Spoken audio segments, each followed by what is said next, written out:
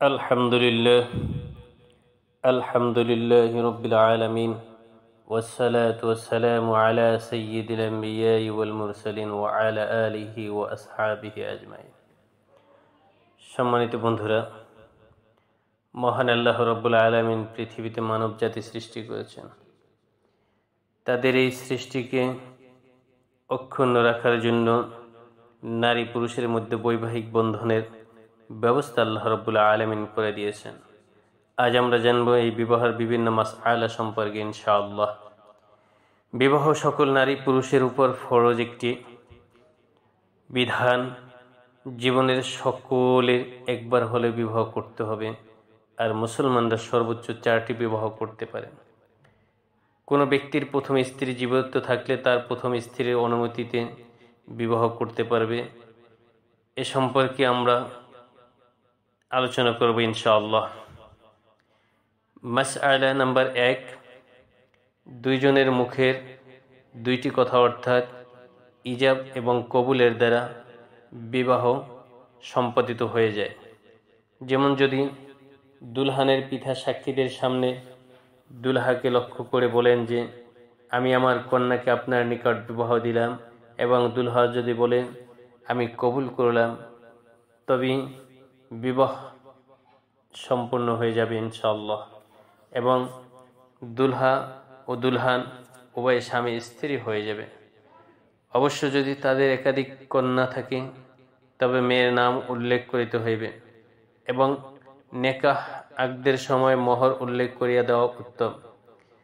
তৎপূর্বে খুতবায়ে মাসুরা পড়া এবং পরে খুরমা, মিষ্টি ইত্যাদি দ্বারা উপস্থিত লোকজনদের মুখে মিঠা অর্থাৎ মিষ্টি মুখ করানো মুস্তাহাব। যদি দুইজন পুরুষ অথবা একজন পুরুষ দুইজন স্ত্রীলোকের সামনে প্রস্তাব এবং কবুল যদি হয়ে যায় তাহলে নেকা বা আকদ হয়ে যাবে। তবু ভাই বোনদের, পাড়া প্রতিবেশী, আত্মীয় স্বজন ও বন্ধু বান্ধবদের গণের প্রকাশ্য সবাই বিবাহ হওয়াই উত্তম, অর্থাৎ লোকজনের সামনে এই বিবাহ হওয়া উত্তম। মাসআলা হলো 2, বিবাহ আল্লাহ তাআলার অতি বড় একটি নিয়ামত। ইহা দ্বারা দিনেরও উপকার হয় এবং দুনিয়ার উপকার হয়। ইহার উপকারিতা এবং সদুদ্দেশ্যবলী অনেক বেশি। বিবাহ দ্বারা মানুষ গুনাহ হইতে রক্ষা পায়, চক্ষু বা দিল এদিক সেদিক যায় না, এবং মনের চাঞ্চল্য দূর হয়। বড় বিষয় এই যে বিবাহ যেমন পার্থিব উপকার হয় তেমন আখিরাতের উপকার হয়। কেননা পার্থিব উপকারিতা ঘর ও গৃহস্থলী সুশৃঙ্খলা আছে। তাছাড়া হাদিস শরীফে আছেন, স্বামী স্ত্রী যে সময় গোপন ঘরে বসিয়া প্রেম মালাপ বা হাসি ঠাট্টা করে তাহার সব নফল নামাজের চেয়ে কম নয়।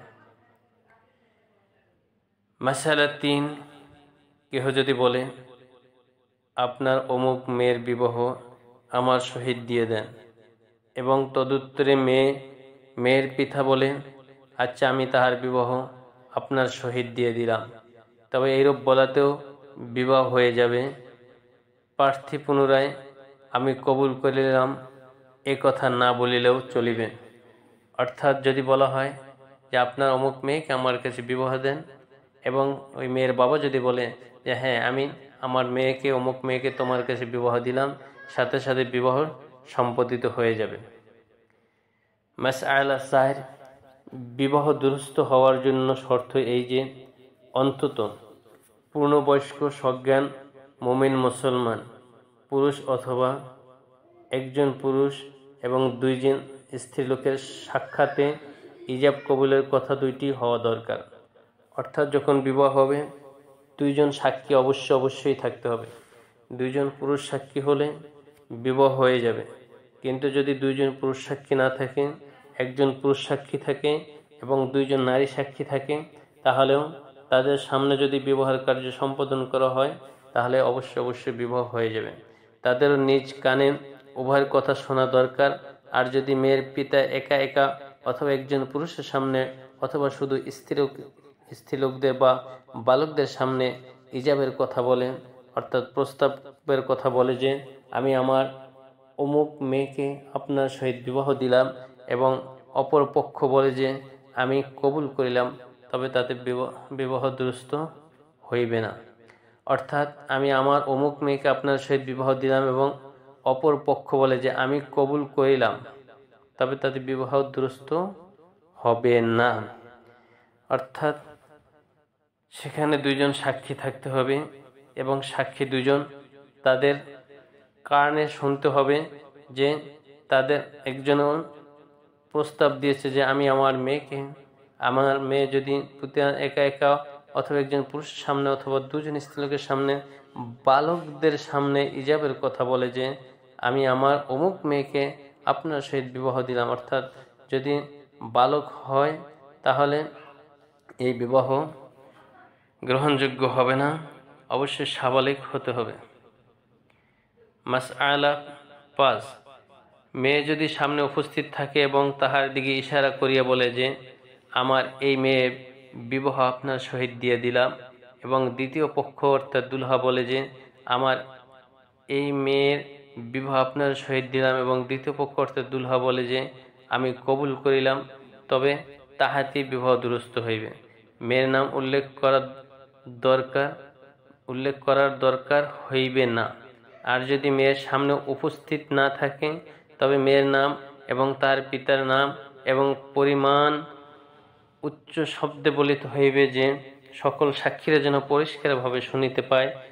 যদি শুধু বাপের নাম উল্লেখ করাতে যথেষ্ট পরিচয় না হয়, সকলে পরিষ্কার রূপে বুঝিতে না পারে যে কাহার বিবাহ কাহার সহিত হইল, তবে দাদার নামও উল্লেখ করিতে হইবে। ফল কথা এই যে নাম ধরা এমনভাবে উল্লেখ করা আবশ্যক যাহাতে সকলেই বুঝতে পারে যে অমুকের মেয়ে অমুকের ছেলের সাথে বিবাহ সম্পন্ন হইল। অর্থাৎ এই বিষয়টা যখন বুঝতে পারবেন তখন অবশ্যই বিবাহ সম্পন্ন হয়ে যাবে। মাসআলা 6, যদি দুইজন অমুসলমান পুরুষের সামনে অথবা একজন মুসলমান পুরুষ এবং অন্যজন অপ্রাপ্তবয়স্ক বালকের সামনে, অথবা একজন প্রাপ্তবয়স্ক মুসলমান পুরুষ একজন প্রাপ্তবয়স্ক মুসলমান স্ত্রীলোক এবং অনন্য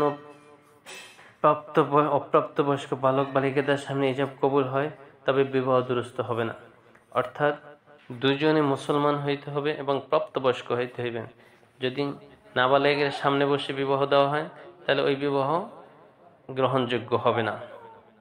মাসালা 7, যদি শুধু 10-12 জন মেয়ে লোকের সাক্ষাৎ ইজাব কবুল করে তবে তাহাতে বিবাহ হইবে না। ফল কথা এই যে দুইজন মেয়ে লোকের সঙ্গে একজন পুরুষ থাকা চাই। বহু সংখ্যক মেয়ে লোক হইলে তবু তাদের সহিত একজন পুরুষ থাকা অবশ্যই দরকার। যদি একজন পুরুষ না থাকে, শুধু 10-12 বা 15-20 জন 100 জন মহিলাও যদি থাকে, তাহলে এই বিবাহ শুদ্ধ হবে না। মাসালা 8, পাত্র এবং পাত্রী উভয় যদি পূর্ণবয়স্ক বালেগ হয় তবে তাহারা তাদের ইজাব কবুল নিজেরাই করিতে পারে। সাক্ষীদের সামনে যদি তাদের একজন বলে আমি তোমাকে বিবাহ করিলাম এবং অন্যজন বলে আমি কবুল করিলাম, তবে তাহাতে বিবাহ দুরুস্ত হইয়া যাইবে।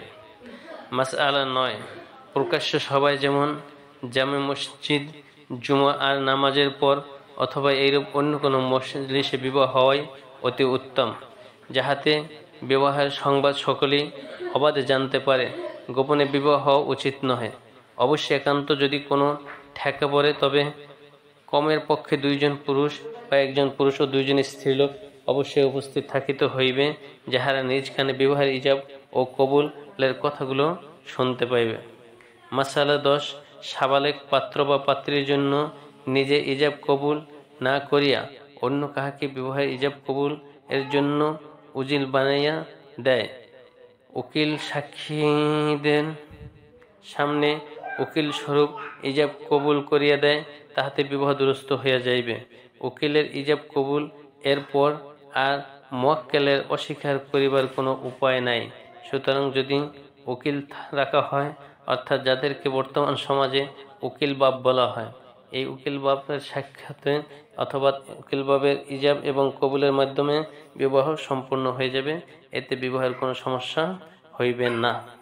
এগুলো ছিল বিবাহের মাসালা সংক্রান্ত বিষয়, যা আমরা সমাজে বাস্তবায়নের মাধ্যমে বিবাহ হবে কি হবে না সেগুলো জানতে পারি।